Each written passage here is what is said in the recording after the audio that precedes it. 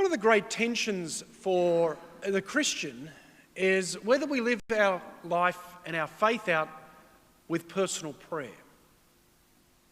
Whether the purpose of our faith is just to have that personal experience, that spirituality between us and God. And we all need that. That's the basis of our faith. We need to have that relationship with God. However, if that's all that our faith is about, it's about serving just ourselves and our own personal relationship, then we're missing an important element of the Christian gospel. As Christians, we are called to be missionaries. Each and every one of us. We're called to go out into the world and to bring the good news of Christ to others.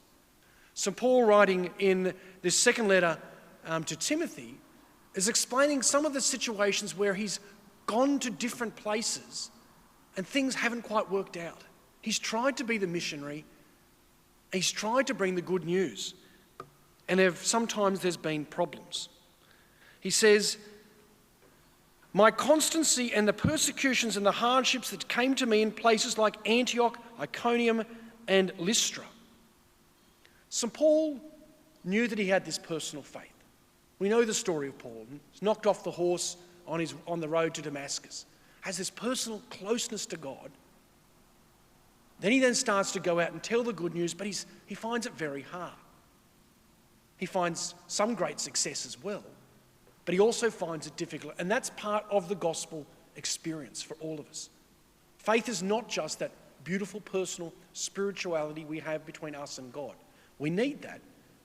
But if we're not going out and trying to grapple with how do we bring Jesus Christ to our world today, then we're not living the full experience of being Christians. Saint Boniface, who lived in the 7th and 8th century, was an English monk, was a Benedictine. And he loved spending his time in the prayer of the church. But the more he prayed, the more he realised that he needed to also become a missionary. And he petitioned his superior at the time and then to the Pope to send him as a missionary. And the Pope said there is a number of tribes, number of communities up in northern Europe, which we now call Germany, and these different provincial kingdoms who haven't heard about the good news, who haven't welcomed Christ yet.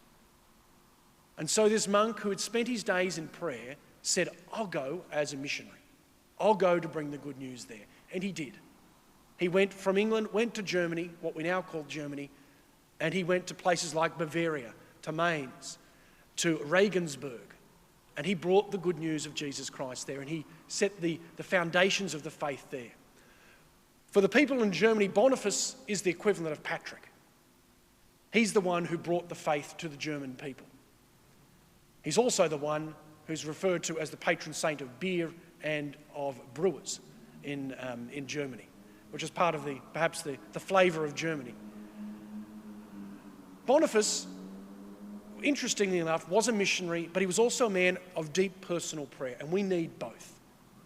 When he became this missionary and in establishing the church there's a few elements that he was very strong in preaching about.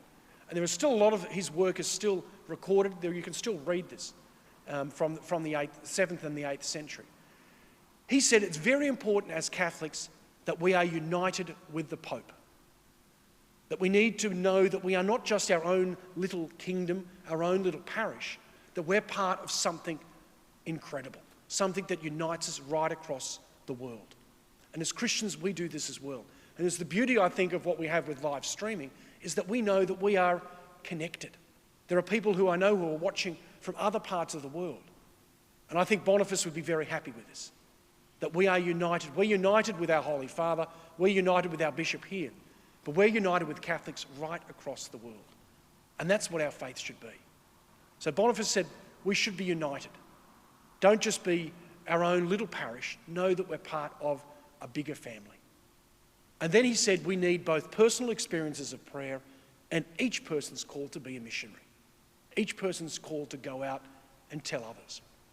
So today, let us recommit to having that personal experience of Christ, but also recommit to going out into the world to tell others the good news.